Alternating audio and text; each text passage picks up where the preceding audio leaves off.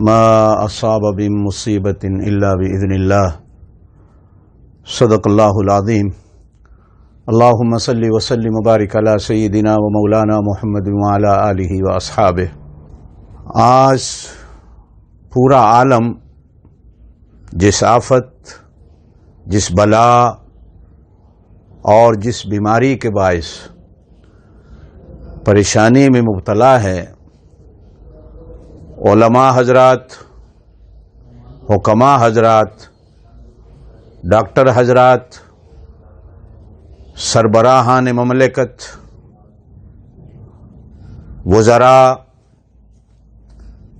سمجھدار لوگ اپنا اپنا حصہ ڈال کر لوگوں کو مختلف ہدایات اور احتیاط اور پرہیز بتانے میں مصروف عمل ہیں، اللہ ان کو جزا دے۔ لیکن بیماری کی جو جڑ ہے اس کی طرف توجہ دینا اشد ضروری ہے۔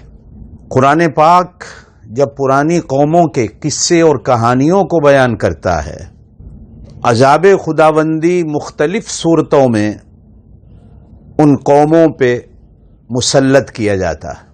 کہیں ایسا تو نہیں کہ بدعمالیوں کی انتہا اس وقت اس زمین پہ ہے، وہ کفر کی دنیا ہو، وہ مسلمان کی دنیا ہو، دونوں اس وقت بدعمالیوں میں سر سے لے کر پاؤں تک وجودی طور پر، اجتماعی طور پر، ہر گھر، ہر محلہ، ہر بازار، ہر شہر، ہر ملک بدعمالیوں کی انتہا کو پہنچ چکا۔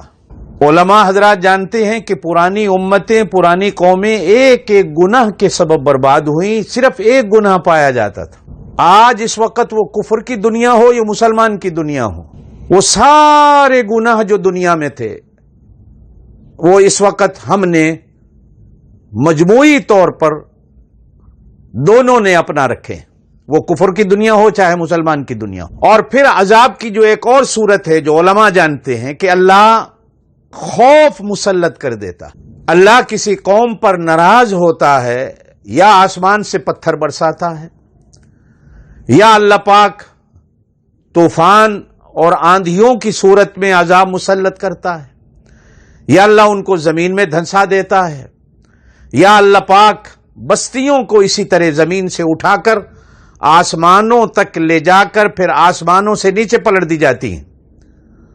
رات کو سوتی ہیں قومیں، صبح ان کا نام و نشان نہیں ہوتا، شہروں کے شہر، قوموں کی قومیں تباہ و برباد کر دی گئیں۔ اور پھر ان میں ایک یہ بھی عذاب خداوندی ہے کہ اللہ پاک ایک خوف مسلط کر دیتا، ہر طرف سے خوف، یہ ہو گیا، یہ ہو گیا، یہ ہو گیا۔ اس میں کفر کے ساتھ ساتھ مسلمان دنیا بھی، کہ آج اس خوف کے سائے میں مسجدوں کو بند کر دو، مدارس کو بند کر دو، مجالس دینی محافل کو بند کر دو، ٹھیک ہے احتیاط ہونی چاہیے، لیکن اتنا نہ آگے چلا جائیں کہ خوف کو اتنا مسلط کر دیں کہ ہماری مسجدیں، ہمارے مدرسے، ہماری دینی مجلسیں سیل کر دی جائیں۔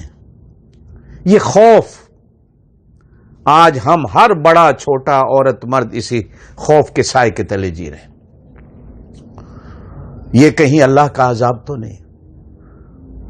خوابوں کی دنیا بھی نکل آئی، کوئی کہیں سے خواب آ رہا ہے، کوئی کہیں سے خواب آ رہا ہے، ہوتا ہے، لیکن ہمارے لیے وہ قابل عمل نہیں ہے۔ ابھی سے ڈر لگ رہا ہے، خوف مسلط ہو گیا، بیانات آ رہے ہیں، اعتکاف ہوگا نہیں ہوگا، تراویح ہوگی نہیں ہوگی، افطار ہوگا کہ نہیں ہوگا، اور بعض ملکوں میں تو ابھی تک جی اس دفعہ عید بھی ہوگی کہ نہیں ہوگی، حج بھی ہوگا کہ نہیں ہوگا۔ اپنے اوپر اس خوف کو مسلط نہ کریں۔ مسلمان موت سے نہیں ڈرتا، مسلمان تو موت سے پیار کرتا ہے، میری تو زندگی ہی موت ہے۔ بلکہ احادیث میں فرمایا گیا کہ ان وباؤں میں اگر کوئی مرتا ہے تو وہ تو شہادت کی موت حاصل کرتا ہے۔ دعا کریں کہ آئندہ آنے والا نیکی کا مہینہ، جنت کا مہینہ، اللہ پاک اس سے پہلے اس بلا سے ہمیں محفوظ رکھ کر وہ مہینہ ہر مسلمان کو اللہ پاک نصیب کر دے، اور پھر اس کے ساتھ ساتھ ہمارے ساتھ ساتھ اللہ کفر کی دنیا کو بھی، اللہ کے بندے تو ہیں نا، ہماری تو دعائیں ہیں کہ اللہ ان کو بھی اس بلا سے، اس وبا سے، اس مصیبت سے اللہ پاک سب کو محفوظ رکھے۔